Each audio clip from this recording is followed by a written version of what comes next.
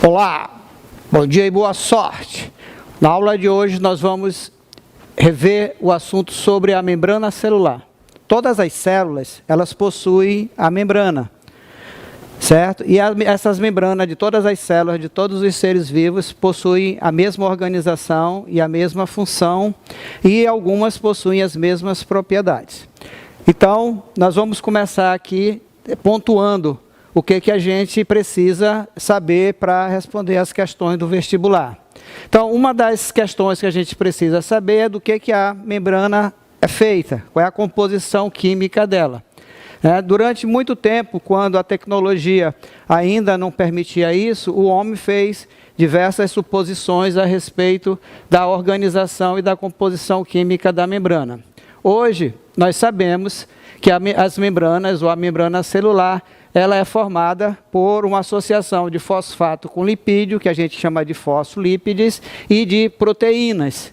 Tá? Isso falando das células de um modo geral. Na célula de animais, além do fosfolipídio e proteína, a gente pode encontrar ainda o colesterol, né, que é uma exclusividade da célula dos animais.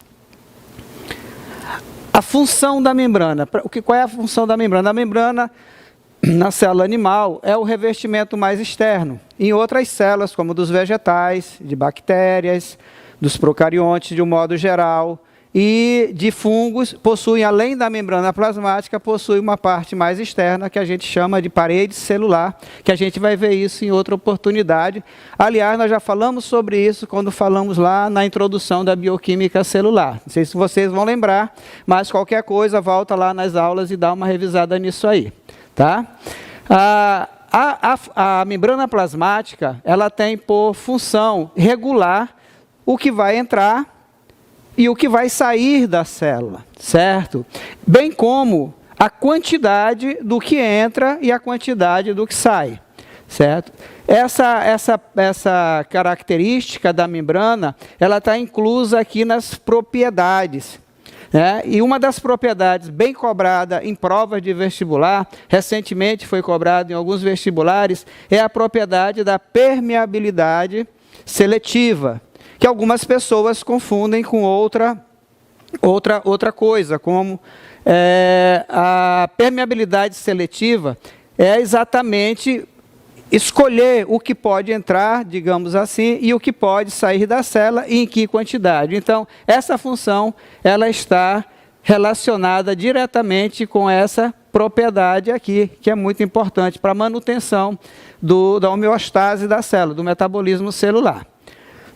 Já falando de propriedade, que eu já adiantei aqui para vocês, para poder fazer o link com a função, nós temos outras propriedades importantes, a de regeneração.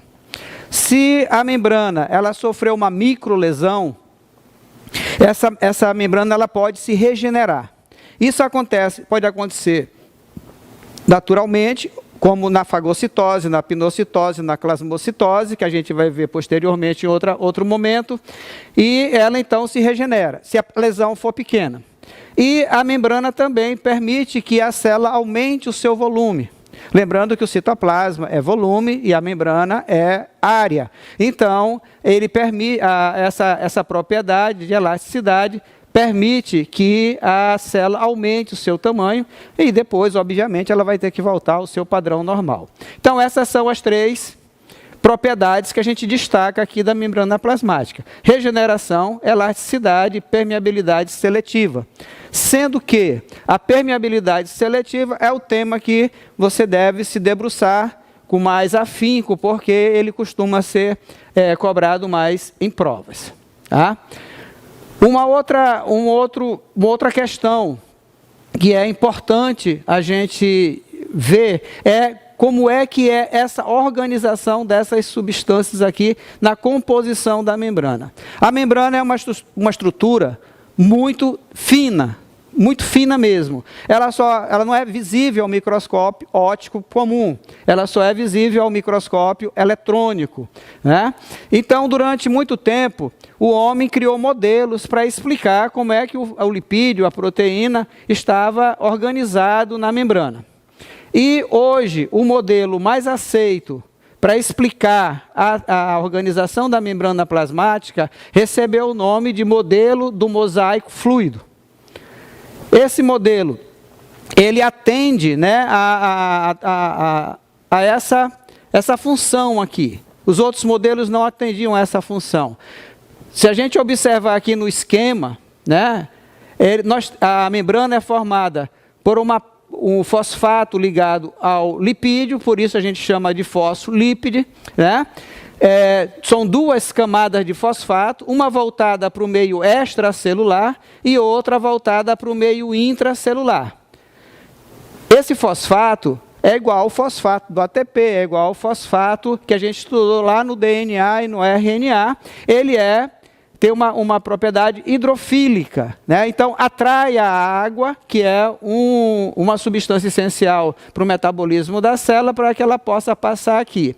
Já na parte interna da membrana, existem duas camadas de lipídio, uma bicamada lipídica aqui, né? No interior da membrana, certo? Como o lipídio é uma substância apolar, nós dizemos que essas duas camadas constituem as camadas hidrofóbicas, camadas que não têm afinidade com a água. E entremeando, podendo atravessar essa membrana de fora a fora, do meio intra para o meio extracelular, temos proteínas que ficam associadas a mais a parte externa ou a mais a parte interna, formando um mosaico. 3 substâncias de origem química diferente compondo essa membrana. Na célula dos animais, voltado para o meio extracelular, existem glicoproteínas aqui nessa proteína, chamada glicocálix, que tem por função fazer o reconhecimento de substâncias, a comunicação das células com outras células e tudo aquilo que se refere a reconhecimento de substâncias e de micro-organismos também. Certo? Então, esse é o modelo mais aceito para explicar atualmente a organização da membrana plasmática das células. Continuando aqui, nós vamos descrever um pouco mais sobre as especializações da membrana. Quando a célula ela ainda não sofreu diferenciação celular, ou seja, ela ainda não se especializou, ela é uma célula-tronco embrionária, uma célula-tronco com toda a capacidade de se transformar em qualquer outro tipo de célula, todas elas são iguais. Conforme vai acontecendo a diferenciação celular, as células vão sendo, então, direcionadas para a função específica que ela tem que exercer lá no organismo. Então, dentro dessas especializações, nós temos uma importante, são chamadas de microvilosidades. Micro, vocês sabem, significa pequeno, e vilos se refere àqueles dedos, onde a gente põe os dedos lá na luva, né? Aquela parte da luva onde a gente encaixa os dedos são chamados de vilos. Como se parecem com aqueles dedinhos da luva e são muito pequenininhas, essa estrutura foi chamada de microvilosidade. Qual é a função da microvilosidade? A função da microvilosidade é aumentar a superfície de absorção. Quando nós nos alimentamos, fazemos a digestão, aquelas partes menores, os monômeros, vão ser absorvidos lá no nosso intestino. E para que essa absorção ocorra de maneira satisfatória, aquelas células do nosso epitélio intestinal, elas vão desenvolver essas estruturas que são chamadas de microvilosidades. Além das microvilosidades, as células também, elas podem ter uma outra especialização que é denominada de interdigitações. Como se as células se encaixassem uma nas outras, como eu estou encaixando minha mão aqui, formando esse desenho aqui entre os dedos entrelaçados, como se fossem umas peças de quebra-cabeça. Então, essa figura vista ao microscópio, por lembrar essa figura que forma aqui na minha mão, foi batizada de interdigitações e ela tem por finalidade aumentar a união, a adesão entre células de tecidos que vão ter que suportar muita pressão, como, por exemplo, as células que revestem o nosso corpo, as células do epitélio. Ok, então, na terceira especialização que nós vamos falar aqui são as invaginações de base. O que é uma invaginação? Uma invaginação é a entrada da membrana para o citoplasma, para o meio intracelular, formando esses canais. Certo? Toda vez que acontecer isso na célula, a gente chama esse processo de invaginação. E como está acontecendo na base do tecido, a gente chama de invaginação de base. Observem que ela tem uma certa analogia, uma certa semelhança com a microvilosidade. Na microvilosidade, qual é a função? É aumentar a superfície de absorção. Lá nos nossos rins, quando vai acontecer a filtragem do nosso sangue, passa para os glomérulos tanto substâncias úteis como substâncias que nós devemos excretar. Essas substâncias úteis, elas vão ser reabsorvidas. E para que essa reabsorção, então, ocorra de maneira satisfatória, aquelas células daquele tecido lá do nosso epitélio renal, lá dos túbulos renais, elas desenvolveram essa especialização denominada de invaginações de base.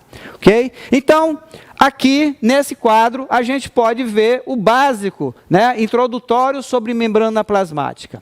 Além disso aqui, essa parte do conteúdo que os vestibulares cobram dos candidatos é uma parte que pode aparecer, mas a parte de membrana que é mais cobrada em vestibular é o transporte através da membrana, que nós vamos discutir essa parte em outro momento, em outra aula. Muito obrigado, espero que vocês tenham compreendido a explicação e que façam um bom uso para poder acertar as questões no vestibular.